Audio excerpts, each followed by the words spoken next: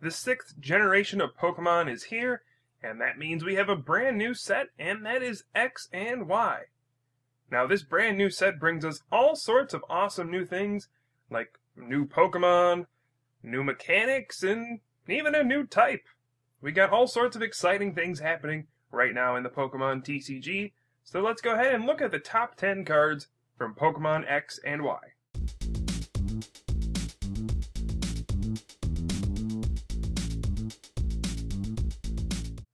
Now before we jump into the top 10, I want to take a look at a card that definitely deserves an honorable mention. We do have Professor Sycamore in the set, which is basically an exact copy of the card Professor Juniper.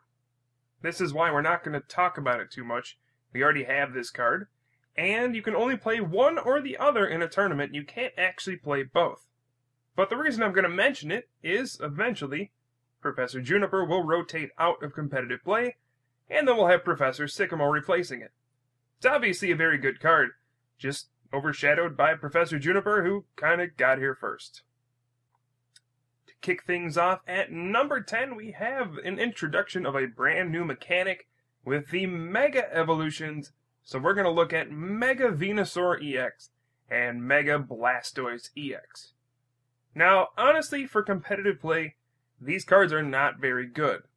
In order to Mega Evolve your Pokemon, your turn ends. So you have to give up an entire turn just to Mega Evolve your Pokemon, automatically making these cards kind of weak. On top of that, they have some very, very expensive attacks.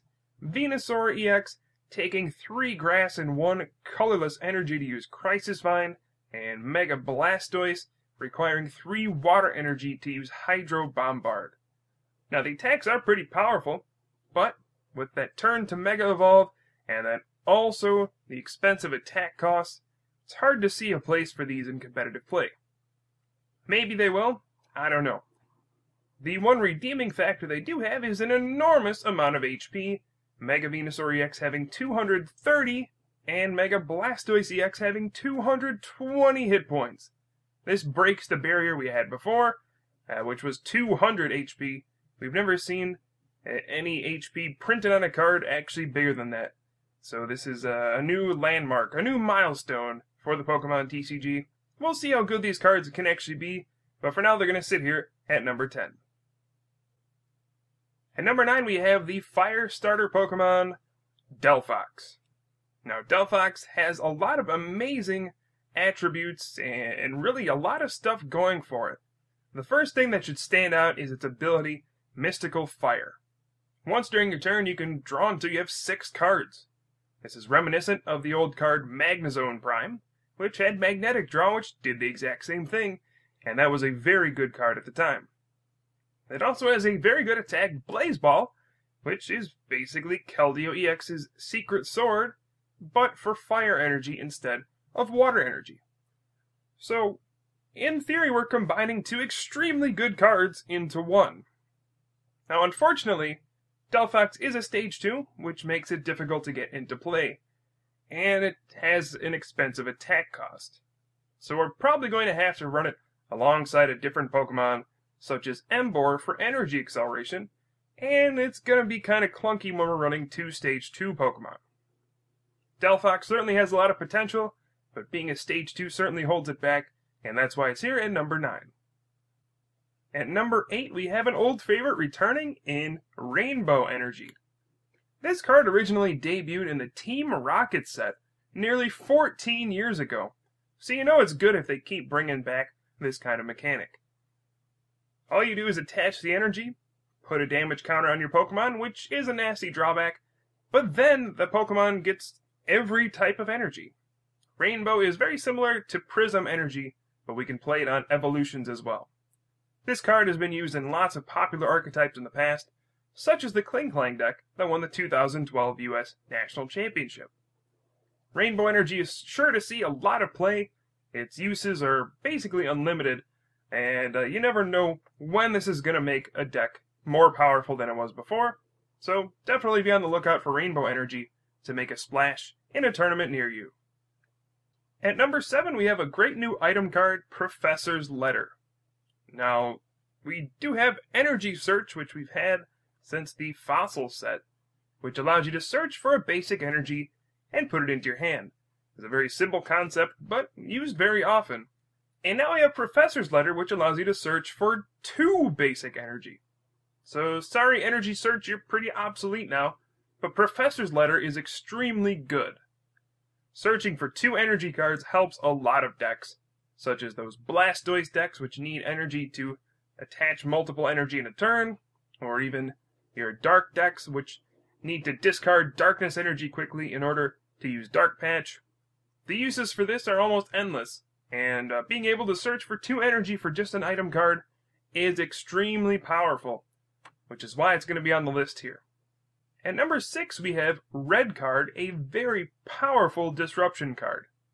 Now this is an item card, meaning it does not take up your supporter for the turn, and you play it, and your opponent has to shuffle in their hand and draw 4 cards. Now you start off the game with 7 cards, normally you put off a basic, and you end up with 6 cards in your starting hand, but before your opponent even gets a turn, you could put them down to 4 cards, really limiting their options. This really hits those Stage 2 decks hard that need both a rare candy and a Pokemon to evolve into their Stage 2, and it can slow them down quite a lot. Now, combine this with some aggressive decks, or even with some other hand disruption cards, such as Getsis, or even Hooligan's Gym and Cast, one of my favorite, and you can really cripple an opponent early on and take away any sort of options they have right away. Red Card is one of the most powerful disruption cards we've seen in years, and I wouldn't be surprised to see it used in some winning strategies. At number 5 we have a pair of a brand new Fairy-type Pokemon, Xerneas and Xerneas EX. So these Pokemon basically seem like they were meant to work with each other. Xerneas has the attack Geomancy, which allows you to search your deck for 2 Fairy energy and then attach them to 2 different benched Pokemon, really providing some nice energy acceleration for the Fairy type. Then Xerneas EX is your big EX attacker for the Fairy type, and it has Breakthrough, does 60 and 30 to a benched Pokemon, and then Y Blast for 4 energy does 140 damage. These are 2 very strong cards, and Fairy type certainly has gotten a lot of support with this set right away, so I wouldn't be surprised to see Fairy types jump right into the competitive scene. At number 4 we have the spooky Pokemon Trevenant, which honestly scares me quite a lot. Remember that card Gothitelle that was so annoying, had that magic room ability that shut off all of your opponent's item cards and really worked well with that Excelgor card and was probably one of the most annoying decks we've seen in a long time? Well, take a look at Trevenant, which has the ability Forest's Curse. This is essentially the same ability on a Stage 1 Pokemon. So turn 2, it's very easy to just put your Trevenant into play and completely lock your opponent out of item cards for the entire game. I'm sure there will be some way to use this card. The most obvious one should be Excelgor, since it's basically a streamlined version of Gothitelle Excelgor. Now we have the Stage 1 Trevenant instead of the Stage 2 Gothitelle, which should speed it up quite a bit. It also has a decent attack in Tree Slam, which does 60 and 20 damage to 2 of your opponent's bench Pokemon. So Trevenant is a very solid Pokemon, and that's why it's here at number 4. Speaking of Stage 1 Pokemon with very good abilities, number 3 is Aromatisse. Aromatisse has the ability Fairy Transfer, which we've seen quite a bit of in the past, now just for a new type. Hydreigon's Dark Trance should look familiar to you. Also, Kling Klang from Black and White had Shift Gear, which was the same for Metal-type energy, and now we have a Fairy-type one for Fairy Transfer. This is extremely good on a Stage 1 Pokemon, since it can also move cards like Prism Energy and the Rainbow Energy we saw before, since they provide every type, and one of those types is Fairy. So, with Aromatisse, you can start moving energy all over the place, and that's just an extremely powerful ability to have on a Stage 1 Pokemon. Doesn't take much effort to get this into play, and once you do, your energy can just move all over the place. So expect to see Aromatisse in some great decks. I would count on it. At number 2, we have a pair of 2 truly evil Pokemon, Yveltal and Yveltal EX. Now, the regular Yveltal has the attack Oblivion Wing. For 1 Darkness energy does 30 damage, and then also gets to take a Darkness energy out of the discard pile and attach it to one of your bench Pokemon.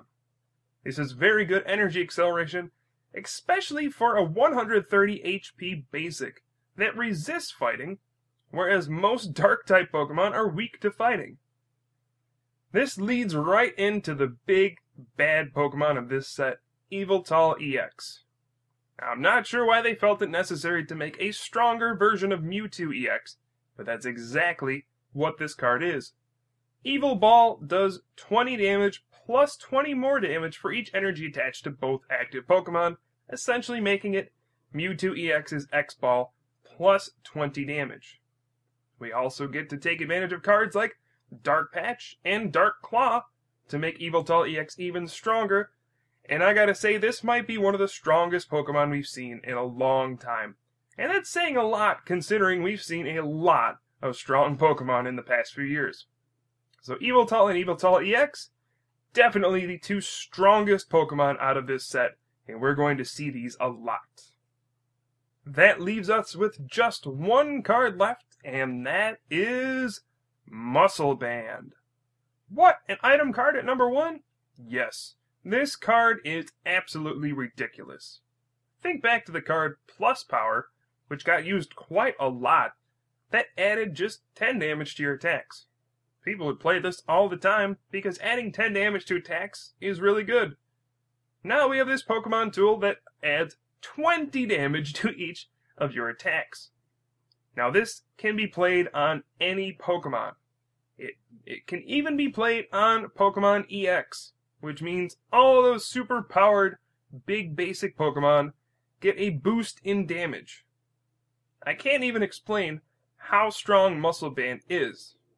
Every Pokemon just gets to do 20 extra damage. In the past we had a card called Expert Belt that was very powerful. People used it all the time. Gave you plus 20 damage and also plus 20 HP. But it had a drawback of giving up an extra prize when that Pokemon got knocked out. This is plus 20 damage and 0 drawback whatsoever. Muscle Band will be a game-changing card, and I'm sure we're going to see this used in a ton of decks. So Muscle Band, for me, by far, this is the best card in the set. Okay guys, that's going to wrap up this top 10 video from Pokemon X and Y. Hope you enjoyed. As always, if you disagree with any of my choices, feel free to argue down in the chat. Let me know if I missed any, if I, put any on the list that shouldn't be here, or if I just got them out of order. Any discussion is healthy, so let's go ahead and discuss it down in the comments. Otherwise, thanks for watching, guys. I'll have some more videos for you guys soon. I am Pooka from the Top Cut, and I will see you guys next time.